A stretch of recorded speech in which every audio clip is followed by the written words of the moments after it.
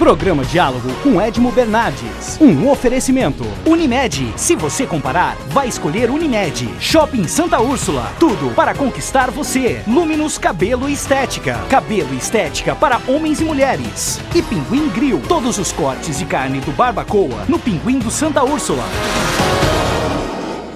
Está começando o Diálogo comigo, Edmo Bernardes, aqui no canal 20 da NET Paixão por Ribeirão. Hoje estarei recebendo o técnico tricampeão olímpico do Brasil, José Roberto Guimarães. O programa está imperdível.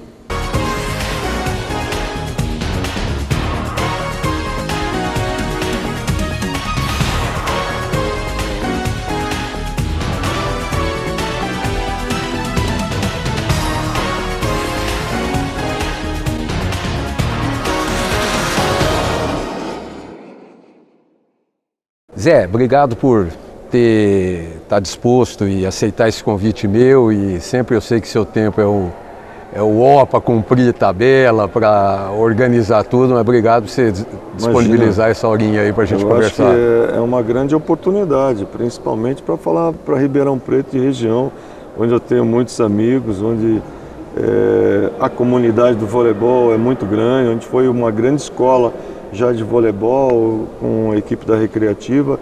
Pena que hoje nós não temos mais o mesmo trabalho em Ribeirão, mas Ribeirão sempre foi um berço importante para o voleibol brasileiro e sempre foi uma cidade onde nós tivemos uma torcida muito grande, tem uma história dentro do esporte nacional extremamente importante em todos os sentidos, economicamente falando, de Brasil e de estado de São Paulo. Então, eu é que agradeço a oportunidade de estar falando para todos os amigos, principalmente de Ribeirão Preto e região. Zé, eu não posso deixar de falar, porque apesar de você estar na feminina, na seleção feminina, eu tenho a maior lembrança, e eu tenho certeza que você também, porque a gente não esquece o primeiro ovinho, né, de ouro, e lá em 92, em Barcelona. Quer dizer, eu lembro que nós não éramos uma seleção candidata ao ouro. Uhum. Nós tínhamos uma seleção que estava caminhando. Talvez ela tivesse tido o mesmo comportamento que a feminina agora em Londres. Ela não chegou assim na ponta dos pés, mas ela foi ficando. Quer dizer, o que você me lembra desse 2002, da preparação, a equipe, o pessoal?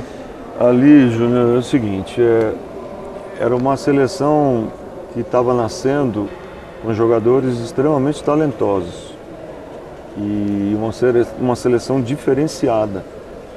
O que aconteceu foi que o Brasil jogou um voleibol diferente do resto do mundo, pelas características dos jogadores que pertenciam àquela seleção. E isso propiciou uma forma de jogar que inovou o voleibol no mundo. E aí os adversários tomaram um susto, porque o Brasil começou a Liga Mundial perdendo alguns jogos para a Itália, ganhando da Coreia, perdeu o primeiro jogo para a Coreia, mas a Coreia era um time chato de se jogar. Só lembra a seleção que foi campeão olímpico, o Maurício levantando. Os seis, o Maurício, Marcelo, Negrão na diagonal. O Paulão e Carlão, Tandy e Giovanni. E o Marcelo Negrão batendo até na... O Marcelo é um absurdo, com 18 anos ali, voando de uma forma excepcional. E depois nós tínhamos ainda no banco o Jorge Edson, o Amauri, que foi uma figura muito importante. Todos foram, mas o Amauri era mais velho, com mais experiência, um cara que ajudou muito em tudo. Amigo seu, né? Veterano da medalha de prata. Exato.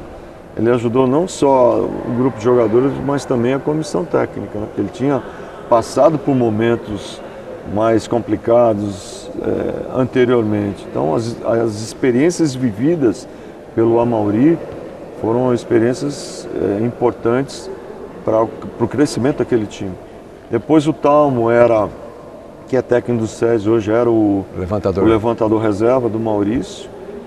Depois na ponta nós tínhamos o Janelson, que também foi um jogador muito importante, o Pampa, né, e que completava aquele time que foi fantástico.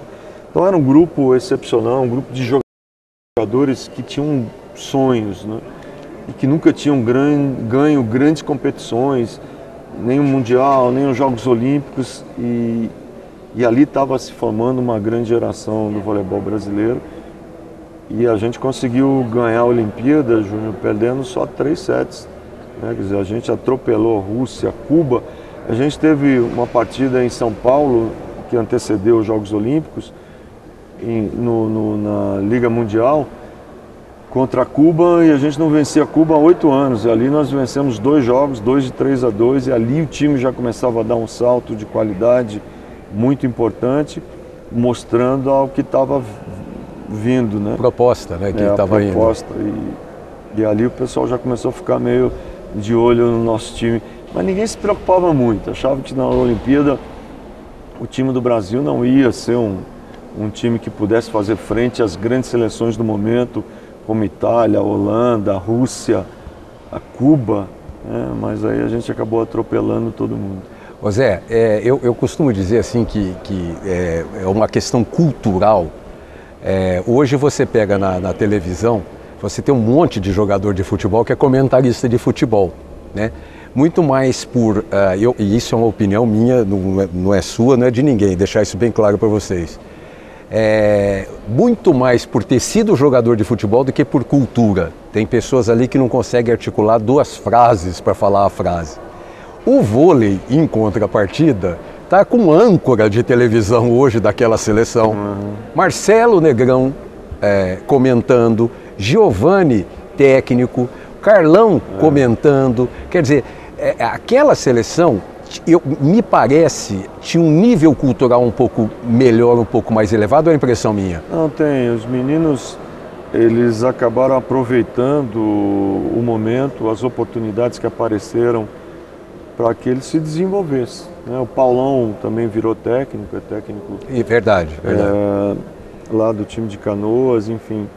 Todos eles, graças a Deus, o único que eu não tenho notícias é o Janelson, mas todos os outros a gente mantém contatos esporádicos, né? Porque cada um tem a sua atividade, mas felizmente todos acabaram se dando muito bem na vida, têm as suas atividades, os seus compromissos e se desenvolveram, mas eram jogadores já que procuravam isso. Eles se interessavam por outras coisas, liam muito, né, e se aperfeiçoavam em determinadas coisas.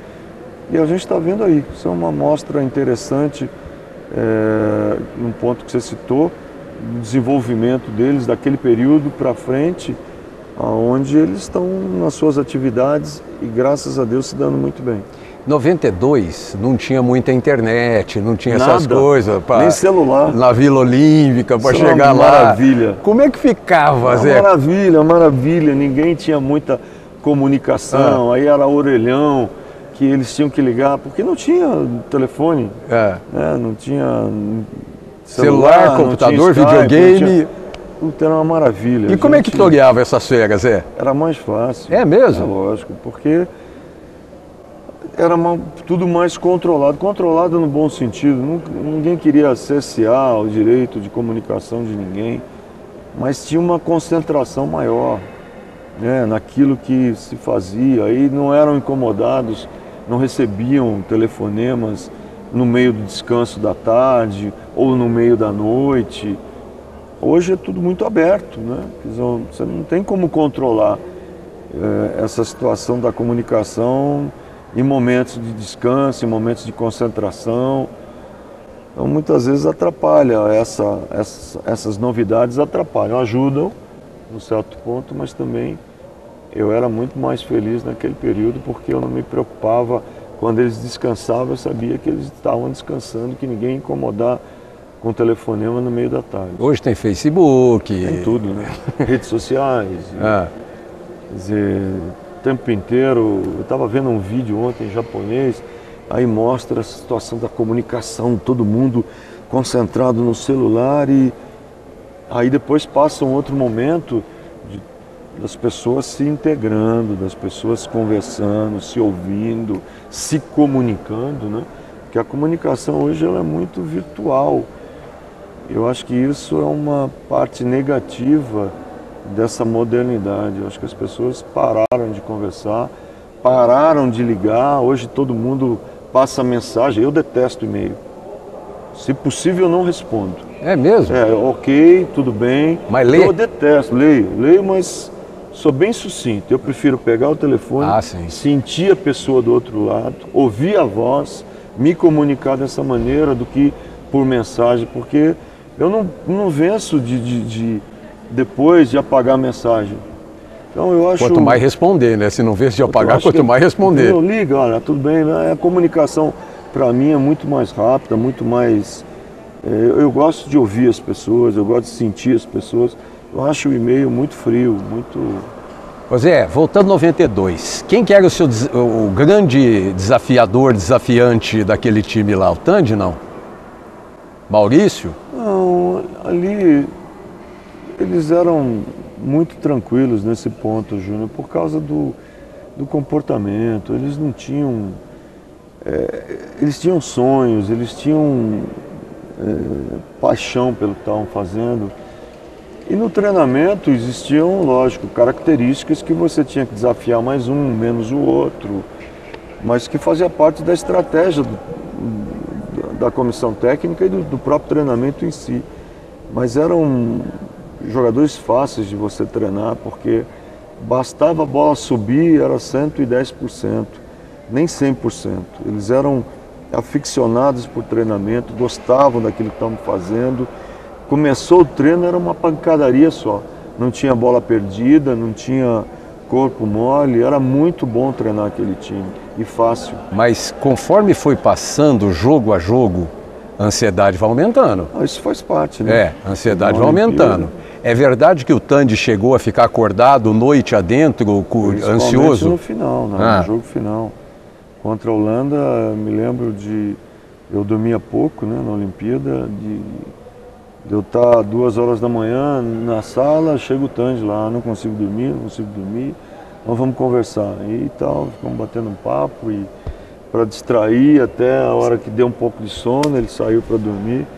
E estava todo mundo assim, não era só o Tandy, mas o Tandy ficou mais enfatizado em função dele ficar andando pelo apartamento e assistindo televisão, enfim, os outros ainda tentavam disfarçar um pouco no quarto, mas todos eles ficaram muito excitados, muito agitados em relação ao jogo final. Como é que esse comportamento com a família dentro dessa Vila Olímpica, aquela equipe que não tinha internet, que não tinha telefone, só orelhão, como é que era a relação? Porque quando na final contra a Holanda, aqueles 3-1 na final, 3-1 com a Holanda ou 3-0? 3-0. 3-0 com a Holanda na final, olha eu dando um 7 para a Holanda aqui. Quando acabou o jogo, a gente lembra muito bem da cena do Maurício correndo para a família, na torcida, etc e tal. E como é que fica esse relacionamento com a família? A maioria dos familiares estavam lá, né? Participaram efetivamente da Olimpíada, mas era uma coisa assim, muito tranquila. Eu me lembro, a Alcione foi, minha mulher, a mulher do Amaury, a Rô na época, e a gente tinha coisas assim muito rápidas, a gente saía, ia jantar, e aí voltava, tudo tinha horário, e também a caixinha funcionou muito. Ah, né? Tinha caixinha e muita gente colaborou ali com atraso, com alguma coisa, uniforme, tinha que pagar qualquer coisa que fugisse à regra, você era obrigado a colaborar. Então, mas foi muito fácil a convivência dentro da vila. Nós nos tornamos realmente uma família muito grande, onde nós íamos não no café juntos, mas no almoço juntos, no jantar juntos, no lanche da tarde juntos. Então a gente circulou muito, todo o time, para a praia, que é lá dentro da vila, juntos. Nós nos tornamos muito unidos ali, principalmente naqueles momentos em Barcelona.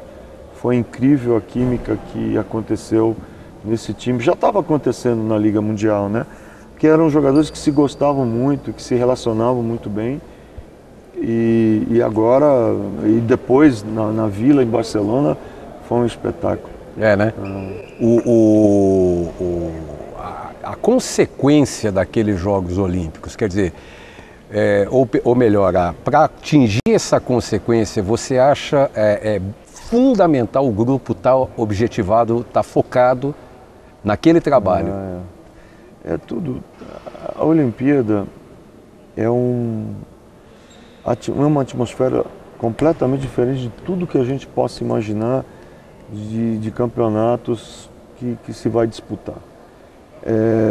Eu acho que existem os deuses olímpicos que decidem se você merece ou não pelos sacrifícios que você fez, pelo que você treinou, pelo seu foco, pela sua dedicação, pelo seu trabalho.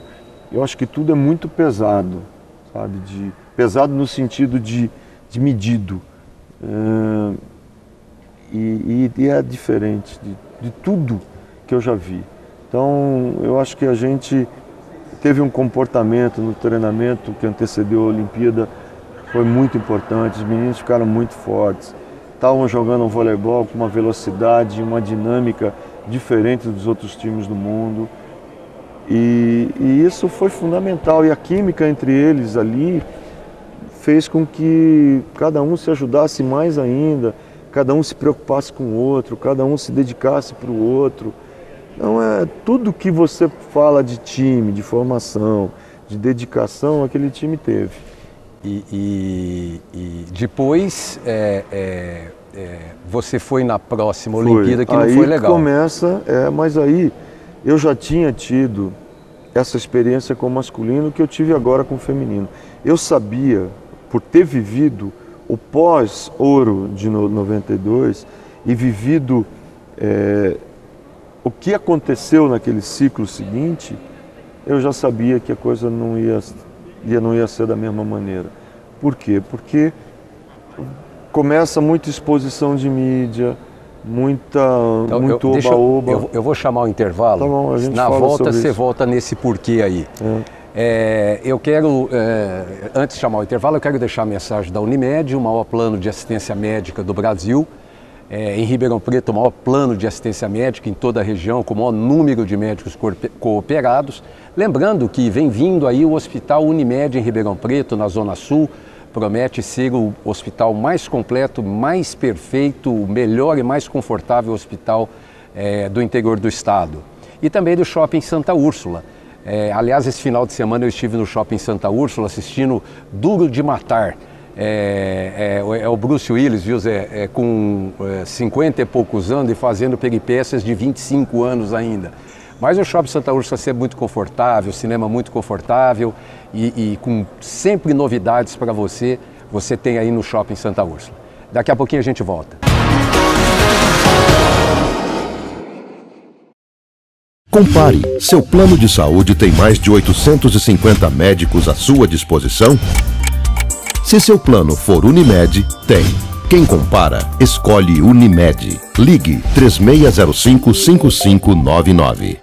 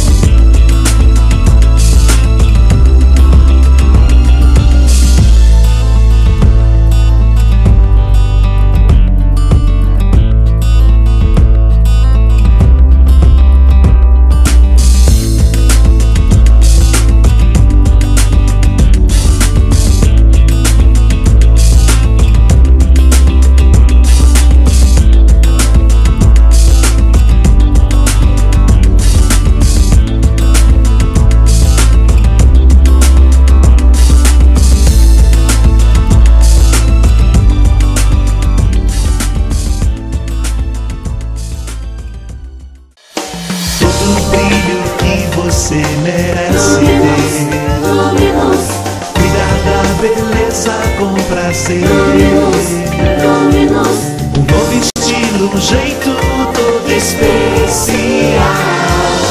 Luminous,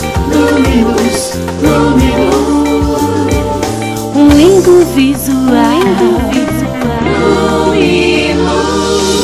No Shopping Santa Úrsula.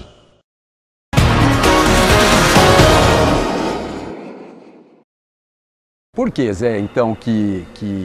Eu acho assim, exposição demasiada na mídia. Ego. Começa, né? Começa essa coisa de não treinar da mesma maneira, de não fazer os mesmos sacrifícios, de não se concentrar da mesma forma. Começa um pouco de vaidade daqui, um pouco de vaidade de lá, coisa que não havia. Então isso infelizmente, é o que eu sempre falo sobre a nossa latinidade. Os latinos têm essa mania de quando conquistam, ou tem uma grande conquista, uma medalha de ouro, ou tem um grande resultado, de muitas vezes entrar numa zona de conforto. E essa zona de conforto, ela faz com que você não treine da mesma maneira, com o mesmo afinco, fazendo os mesmos sacrifícios, pegando a mesma quantidade de peso ou maior, porque você não pode esquecer, Júnior, que quando você ganha uma grande competição, você passa a ser referência. E quando você passa a ser referência, os outros times querem ganhar do teu time. E aí você tem que treinar a mesma coisa ou mais. Aquele filme do Rock, para mim, é um grande exemplo. Não sei quantos Rocks tiveram, 10, sei lá, 9, 6... mas a gente viu o que ele treinou para ganhar e o que ele sofreu para ganhar, o que ele apanhou para ganhar, tudo bem que é uma coisa fictícia, mas aquilo é uma história da vida real, né? De desafios que uma pessoa tem para realizar um sonho, de correr atrás, de treinar e não ter, de não medir esforços para realizar, e depois a quantidade de fotos que ele tira, os programas de televisão que ele vai, ele começa a entrar numa soberba, a brigar com o treinador, a ter um comportamento diferente e não mantém a mesma concentração. Consequentemente, ele perde. E aí ele começa a rever os seus conceitos.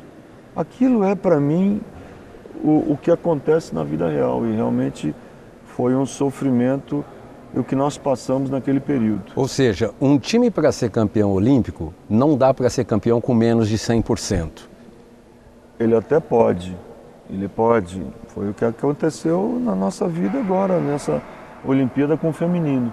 Nós chegamos a 70% da preparação que nós realizamos para Pequim. Para Pequim nós estávamos muito bem. Nós estávamos 100% da nossa força, da nossa técnica, da nossa capacidade tática, do nosso emocional. Nós estamos querendo ganhar uma grande competição. E demonstrou isso dentro da quadra, né? E dentro da quadra nós perdemos um set só, Júnior, que foi o set perdido para os Estados Unidos. O resto a gente atropelou todo mundo, inclusive a Rússia, que todo mundo falava que o Brasil não ganhava da Rússia, e nós tínhamos perdido o Mundial para a Rússia. A Rússia não fez 20 pontos em 3 sets, nenhum dos sets que nós jogamos com a Rússia conseguiu fazer mais do que 20 pontos. Então aquele time estava num momento absurdo. Na China. Na China. Já esse time de Londres, nós chegamos a 70% da preparação, com muita briga, com muito conflito, com muito problema, exatamente por causa disso. Mas espera aí, para a China, por isso que eu digo, qual é o segredo? Porque vocês vinham de uma desconfiança de 2004, diante daquela história daquela Olimpíada de 2004. Exato, mas ali foi um grande aprendizado naquela Olimpíada de 2004. O aprendizado, aí assim, aquelas bolas que nós tivemos com a Rússia não caíram por uma experiência que todos nós tivemos e que nós precisamos mudar todo um contexto de planejamento que foi mudado, que foi feito, que foi transformado, coisa que nós não tínhamos feito anteriormente. Primeiro que aquele trabalho de 2001 a 2004 ele foi quebrado. Marco Aurélio, que era o técnico, acabou saindo em 2003, conflito com jogadores e tudo mais. Eu entro em 2003, a gente tem aquele período de treinamento, voltam as jogadoras que tinham saído e tal, mas a gente não tinha muito conhecimento fora do Brasil. Mas e o Grand Prix, essas coisas todas? Não foi o suficiente. Suficiente foi o que a gente fez depois, Júnior. Os três técnicos da seleção, que pouca gente sabe, foram morar fora do Brasil e estudar. O Claudinho foi para a Turquia, o Paulinho foi para a Espanha, eu fui para a Itália. Tudo do feminino? Tudo do feminino. Nós saímos os três e fomos estudar. Foi de propósito fomos isso? Entender o comportamento das jogadoras de fora. Nós fomos aprender. Eu acho que o que faltou foi isso. Nós aprendemos, o nosso time também aprender a ter mais jogos internacionais. Então foi elaborar um novo planejamento, uma nova estratégia. Para 2008. Para 2008. E foi o que nós fizemos um pouco agora em 2012. E eu fui morar 2 anos na Turquia, treinar algumas adversárias, aprender com elas, ver o que estava acontecendo no cenário internacional. Eu não precisava sair do Brasil, mas eu tinha tido uma experiência extremamente importante e que eu procurei repetir e acho que foi muito importante, de novo, porque eu treinei jogadoras que eram muito importantes para os times delas. A própria Tom Logan, a própria Sokolova, que jogou comigo 2 anos na Turquia. E você foi campeão europeu, né? Fui campeão europeu com o time do Fenerbahçe. Então, graças a Deus, Júnior, junto com o meu time, eu tive todos os títulos da Europa. Quando eu estive na Itália com o time da Scavolini Pesaro, a gente ganhou Copa Itália, Supercopa, Campeonato Italiano. Só não ganhamos a Champions League, que eu vinha ganhar depois com o time do Fenerbahçe em 2012, e que era um time excepcional. Mas então eu fui fazer uma experiência importante de vida também. Os outros treinadores também, nós ficamos monitorando o Brasil. Então a gente foi estudar, foi aprender. Conhecer as atletas. Coisa que nós não tínhamos tido a oportunidade de fazer isso naquele ciclo, que nós pegamos no meio do caminho. Ô Zé, bom, 2004 foi uma seleção também, teoricamente, ela não teve um tempo de preparação para que você pudesse, apesar de ter tido jogadoras novas, e também quem pôs a bola para ela também podia ter posto para outra, enfim. Acontece, faz parte. Mas não teve tempo. O jogador que decide, aquilo já vi acontecer com grandes campeões. Michael Jordan mesmo fala que nos momentos decisivos dos jogos mais importantes, ele mais errou do que ele acertou. Ele mais decidiu a favor do adversário do que a favor dele. Então faz parte da vida de um jogador errar e acertar em momentos decisivos. Mas naquela seleção não teve tempo de preparação. Mas é o que eu estou te contando dessa história. Nós tivemos mais tempo no quadriênio seguinte e a gente foi à luta, a gente foi morar fora de casa. Você ficou um ano com aquela seleção para a Olimpíada 2004. Mas tudo foi uma grande experiência para todos nós. E ganhou, Júnior, no time que tinha que ganhar. Ganhou a China. Nem a Rússia foi campeã olímpica. Por quê? Porque a Rússia foi a que o time estava jogando. Foi muito bonito. Quando se apresenta um negócio daqui, nós temos que ter quem faça, tem que fazer, você tem que arrumar quem faça. Quem faça, né? Nos seus países, nas suas seleções, né? E depois treinar e provavelmente tentar fazer alguma coisa a mais, né? Dar o pulo do gato para o outro ano, né? Nós vamos entrar nessa preparação para 2012, que a gente tem certeza que você teve dificuldade, mas de antemão a maior dificuldade sua foi não trazer a Fofão para 2012, né? Nós tentamos até 2010, por quê? Porque ela ainda tinha condição, a Fofão ainda está jogando, e jogando bem. É uma jogadora que se cuidou, uma jogadora que é muito querida pelas companheiras, uma jogadora que sempre foi um exemplo de comportamento e postura por onde quer que ela tenha passado. Então ela sempre foi muito íntegra e sempre foi uma boa conselheira, sempre orientou da melhor maneira possível. E ali nós tínhamos perdido nesse ciclo 2 jogadoras que eram referências para o grupo. Não me importa se as mais velhas vão gostar disso que eu estou dizendo ou não, mas o fato é que a própria saída da Valeuska também. Quando você perde jogadoras de grande experiência e que ainda tem físico e bola para mostrar, é duro, Júnior. Referência no grupo, né? Referências, exatamente. E a gente perdeu referências. E aí nós tínhamos que achar novas líderes que fossem referências.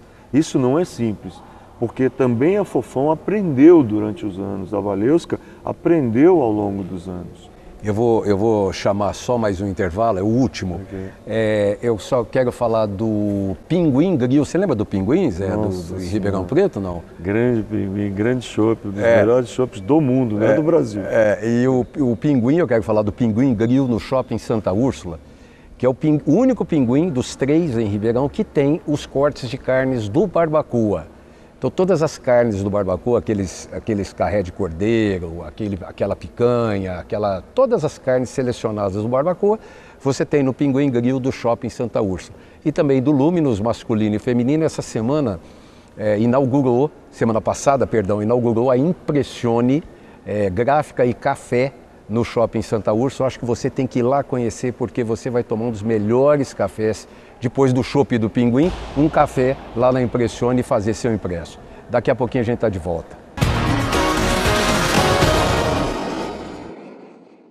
O que tá rolando hoje na cidade, hein? Experimente viver sempre bem informado. Beleza. Será que meu time vai jogar hoje? Experimente viver sempre bem informado. Olha só. O jogo é amanhã. Assine o Jornal A Cidade por apenas R$ 38,90 mensais e receba diariamente a melhor informação. Jornal A Cidade, seu jornal, sua cidade. A Macrolux Decor traz uma nova e versátil opção para você montar sua casa ou escritório de acordo com seu espaço, necessidade e estilo. Conheça a linha EvoluKit, com móveis modulares, práticos e modernos. A Macrolux Decor também conta com completa linha de iluminação, poltronas e cadeiras para compor ambientes charmosos e aconchegantes. Venha conferir as novidades. Avenida Maurílio Biagi 410. Fone 3916-4121. Macrolux Decor, seu espaço diferente. Agora você junta a fome com a vontade de beber. Novo Pinguim Grill no Shopping Santa Úrsula. Todos os cortes especiais de carnes do barbacoa e o chopp do Pinguim num só lugar. Chopp do Pinguim e as carnes do barbacoa no mesmo lugar. Imperdível.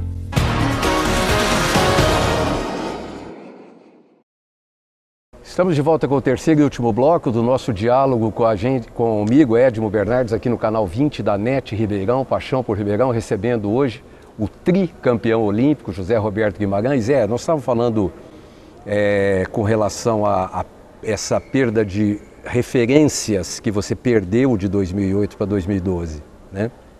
Ao mesmo tempo, você tinha pessoas vindo, né? Que você, por exemplo, a Fernandinha foi uma surpresa para todo mundo, né? Poucas pessoas conheciam a Fernandinha. Ela já tinha estado na convocação anterior, né? Aquele primeiro ciclo, ela teve uma participação, aí depois ela ia ser convocada no início do ciclo, aí ela estava com problema na coluna, eu cheguei a falar com ela na Itália, para convocá-la, ela falou: Zé, eu estou com esse problema e tal, eu prefiro ficar fora. Mas ela iria participar desde o início do ciclo. Nós chegamos a conversar, ela só não foi por causa desse problema na coluna, vindo a melhorar e sendo convocada mais tarde. Ela ficou 5 anos jogando na Itália, né? Agora, como é que faz um técnico que vem de uma equipe campeã olímpica que tinha Fofão e a reserva dela, que atuou bastante em 2008, e aí, na hora de fechar o grupo, fazer aquela opção, e aquela que tinha sido a reserva da Fofão não ir para a Olimpíada de 2012? Na realidade, as opções, Júnior, a Dani até jogou mais que a Fabiola. E nós precisamos, naquele momento, de uma levantadora com uma característica diferente, já que as duas têm as características mais ou menos parecidas. Então nós tínhamos que ter alguém no momento para poder mudar o jogo. E a Fernandinha é uma levantadora que tem uma experiência grande, principalmente internacional, mais até do que a Dani da Fabiola, porque ela ficou 5 anos jogando fora do Brasil e num dos melhores campeonatos do mundo, que é o campeonato italiano. Então era uma bagagem, importante, uma experiência né? importante e uma característica de uma levantadora diferenciada. Então a opção foi também por causa disso, né? Mas isso faz parte. A seleção ela está sempre aberta, ela não é fechada, dizer, você já está dentro. Elas estão lutando pela posição, brigando pela posição, podem ir como podem não ir, vai depender delas, da performance, de tudo que elas realizarem, e nós optamos para a Olimpíada levarmos a Fernanda e a Dani. E felizmente acabou dando certo. Ô Zé, problema de 2008 para 2012, claro que manter aquele espírito, manter aquela vontade, manter aquela garra e tal, e você sentiu o problema para 2012. E para 2016? Não, vai ser a mesma coisa, difícil. Primeiro, pela pressão que nós vamos sofrer pela Olimpíada sem casa. Segundo, porque é um time bicampeão olímpico. Então eu já estou me preparando para as coisas que nós vamos ter que fazer. Então nós vamos ter que exigir muito, nós vamos ter que ficar monitorando muito, porque nós vamos ter que treinar bastante, nós vamos ter que evoluir, nós vamos ter que observar várias jogadoras novas e ver o que vai acontecer durante esse ciclo, porque a cobrança ela vai existir e vai ser maior. E nós vamos ter que treinar igual ou mais do que nós treinamos. Mas você sabe que o público pensa completamente o contrário, né? Ganhou uma, ganhou duas, o tri está na hora da vez, né? E na verdade não é nada disso. Não é nada disso, ao contrário. É muito mais difícil. Todo mundo fala, Júnior, que ganhar é difícil. Mas todo mundo também sabe que repetir o feito é muito mais difícil. Não tenha dúvida, senão nós teríamos bicampeões olímpicos e mundiais a rodo aí. E quantas seleções do mundo conseguiram isso? Na história das seleções, seja de basquete, a não ser os Estados Unidos, né, no basquete. Mas quantas seleções no mundo conseguiram essa proeza? Seja no futebol, seja no basquete, ao longo dos anos. Então, o vôlei não foge à regra. Você tem para 2014, a impressão minha, uma base mais ou menos estabelecida que dá para continuar para 2014. 2014 perdão, é o Mundial, 2016. Perdão, 2016. Você tem uma base que dá para se manter as levantadoras, vem vindo aí o mesmo... Nós temos uma boa base. Mas não acho que o Brasil vai ser o time favorito. Por quê? Porque os Estados Unidos era o time favorito nesse último ciclo. É o time que ganhou mais competições, o time que tinha um elenco muito bom. Ganhou da gente, inclusive, né? Ganhou Grand Prix e tudo mais, ficou em quarto no Mundial, não sei como. Agora, quase o mesmo time vai se manter para o próximo ciclo. Que são jogadoras jovens, ele vai trocar a levantadora, a Berg, mas está aparecendo uma nova levantadora chamada Carly Lloyd, que joga no busto. Eu já estou observando essa levantadora há algum tempo. Ela é uma das melhores levantadoras para mim hoje, jogando na Europa. A Uker permanece, talvez ele troque a Loga, mas a Larsson permanece. Então tem a Christine, que está jogando agora na Turquia, tem a Klineman, que está jogando na Itália, no Novara, 1,95 m. Então eu sei o elenco que ele vai ter, o Kirali, que é o novo técnico da seleção americana, a Kirandeu permanece, a Armuta permanece. Então, para mim, os Estados Unidos, de novo, vai ser um dos melhores times do mundo aí. Para mim vai ser novamente o time, um dos finalistas da Olimpíada de 2016. No Rio. E os Estados Unidos é um calo, é uma pedra, Zé? Ou é impressão minha para a seleção brasileira? Tem alguma coisa com o estilo de jogo? Tem alguma coisa a ver? Escola.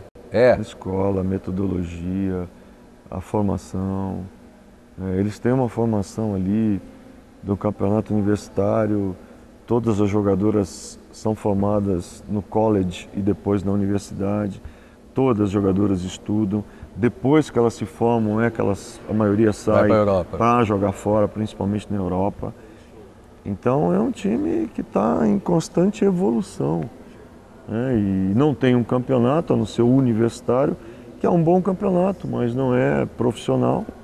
Agora, elas se formam bem e depois elas saem para jogar fora. Eles têm ou é uma impressão, ou é uma sensação, que eles têm uma aplicação, um nível de entendimento tático melhor do que o brasileiro?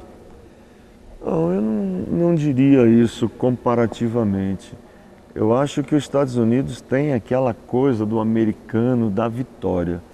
Eles querem vencer, eles estudam o seu adversário, eles tentam minar o seu adversário, eles tentam chegar à perfeição. E o time americano é isso, é um time vivo, é um time que não desiste nunca. E o time brasileiro também tem as suas virtudes e que se assemelha, né? Mas a gente também tem que continuar buscando a nossa melhora sempre. A gente não pode se calar nunca, a gente precisa estar se aperfeiçoando e estudando como eles estudam. E os Estados Unidos é uma grande escola de voleibol, como o Brasil é, como a Rússia é, como o Japão é, como a Itália é. Eu acho que nós estamos entre os melhores, eu não diria que nós somos a melhor. A gente tem bons resultados também, como eles têm. Agora, tem que se manter, Júnior. O que eu falo é que a gente tem que manter aquela determinação, aquela coisa de não largar o osso, de tentar continuar vencendo. E para continuar vencendo, você tem que continuar fazendo sacrifício. Cuba. Fala pra mim de Cuba, Caiu Zé. muito. Caiu, né? Por quê, hein? Masculino e feminino, né? Caiu, porque as jogadoras hoje não se submetem mais ao regime tanto quanto se submetiam. Elas ficam 2 anos fora e vão jogar em clubes, vão ganhar dinheiro, vão viver. Porque é uma vida meio complicada que elas têm. Tá mais fácil para elas saírem? É mais fácil para elas saírem. Porque antigamente não saía de jeito nenhum, né? Só saía fugido. Com asilo, eu acho que seria muito melhor se eles abrissem. Deixa eu jogar fora, volta para Cuba, joga pela seleção. Que é o que os Estados Unidos faz. Mas aquela coisa da ditadura, né? Fecha, não sai, é aquilo. Eu sou contra isso. E Rússia, força. Força. A Rússia é altura e tem jogadoras muito habilidosas. E jogadoras importantes, que já foram grandes expoentes mundialmente falando. Uma das jogadoras que eu cheguei a treinar e que me encantava era a Sokolova. Ela é fantástica como jogadora. É uma das melhores jogadoras que eu já vi atuar no mundo. E a Gamova, que é uma... Gamova é aquela que derruba, é um excepcional Marcelo Negrão. Atacante. Excepcional atacante. Eu achava o Marcelo melhor que a Gamova. Mais completo que a Gamova. A Gamova é a jogadora que ataca bem, mas não bloqueia bem. O saque dela é um bom saque, mas defende mal, não recepciona. Ela derruba, ela ataca. Ô Zé, e a vice-campeã europeia? Você trabalhou lá na Turquia, o que vem aí da Turquia? Bom time. Time que está evoluindo a olhos vistos, um time que está crescendo no seu trabalho de base, um time que está jogando grandes competições. A Turquia tem um bom campeonato. A maioria das melhores jogadoras do mundo hoje atuam na Turquia. Estão pagando muito. Os melhores técnicos do mundo atuam na Turquia. E é um time que é um país que economicamente vive um bom momento. E a Turquia vai fazer história. Pode esperar que vai dar muito trabalho para muito time aí considerado o grande time do mundo. Ô Zé, deixa eu fazer uma pergunta para você, mudando de pato para ganso. O vôlei e o basquete, há muitos anos já carregam a exigência de comportamento da torcida dentro dos ginásios, inclusive com penalizações até imediatas. É o caso do basquete com falta técnica, aquela coisa toda. E nós presenciamos agora, inclusive eu estou com um jornal A Cidade aqui, que eu queria mostrar aqui, o Wellington, o presidente aqui do Corinthians, exime clube de culpa, né? O futebol, Zé, é um acidente grave, uma coisa grave que aconteceu com o torcedor. Acho que virou até uma polêmica enorme, agora estão querendo apresentar uma outra pessoa, enfim, uma série de coisas. O futebol já não passou da hora também de dar uma ajustada nesse negócio, no comportamento? Eu sei que eu estou falando isso, que você também ama o futebol, né? Eu acho que o futebol ele tem que ser o exemplo número 1. Né? Porque o mundo joga futebol, o mundo gosta de futebol mais do que das outras modalidades. E o futebol é um exemplo que tem que ser pego como modelo. Prioridade e modelo. E quando a gente vê um ato como esse, é muito, muito ruim, não só para a equipe do Corinthians, mas para o clube, como para o Brasil, porque pode se causar um incidente internacional. Eu acho que a gente tem que tomar muito cuidado nesses comportamentos, nessas posturas, e eu vejo coisas assim. Teve um exemplo na Turquia, Júnior, que me chamou muita atenção e que eu fiquei assim encantado. Teve uma partida, eu não me lembro contra quem o Fenerbahçe jogava na oportunidade, mas os torcedores do Fenerbahçe jogaram objetos dentro do campo que não tem aquele famoso alambrado que tem. É uma gradezinha que você pula fácil para o outro lado. Jogaram objetos, bom, muito bem. Na semana seguinte, os homens, torcedores do Fenerbahçe, foram proibidos de entrar no campo, de entrar no estádio. O estádio foi lotado por 50 mil mulheres e crianças. Foi uma atitude das mais bonitas que eu já presenciei dentro do futebol. Porque alguém tem que ser punido. Não pode a coisa acontecer dessa maneira. Quer dizer, ali é uma coisa de congraçamento, de educação, uma coisa linda que é o esporte, de torcida, de se ver o espetáculo, de se poder confraternizar com o seu adversário e que ganhe o melhor lá dentro. Né? E são coisas ruins que acontecem e que a gente fica muito triste com os exemplos que aconteceram na Europa também, 39 mortes no jogo do Liverpool. Quer dizer, o que aconteceu? Ficaram 5 anos as equipes inglesas impossibilitadas de participar em eventos da Europa. Então, infelizmente, você proibir de uma maneira, punindo. Eu acho ruim isso para todo mundo, para o clube, para os torcedores, que a maioria dos torcedores tem a ver com isso, de uma atitude impensada, né, que acabou inconsequente, virando que um acidente. Ele também, quem fez, não esperava que acontecesse aquilo, mas não podia ter feito. Então eu vejo assim que o futebol ele tem que dar exemplo para todos nós, é importante e infelizmente alguém vai ter que pagar pelo que aconteceu. A gente vê isso muito ordenado na Europa, né? Infelizmente a América do Sul, que é um berço importante do futebol mundial, dando péssimos exemplos. A gente espera que... Ô Júnior, eu tenho um neto de 3 anos de idade e nesse momento eu tento mostrar para ele que as atitudes dele têm consequências. Então as pessoas têm que entender que qualquer atitude que a gente toma tem uma consequência. Qualquer postura, qualquer conduta tem alguma coisa que você vai ter que responsabilidade. A vida é assim. Ô Zé, chegamos no final, obrigado. Mas do jeito que eu cheguei te agradecendo, eu tenho que sair te agradecendo, cumprimentá-lo.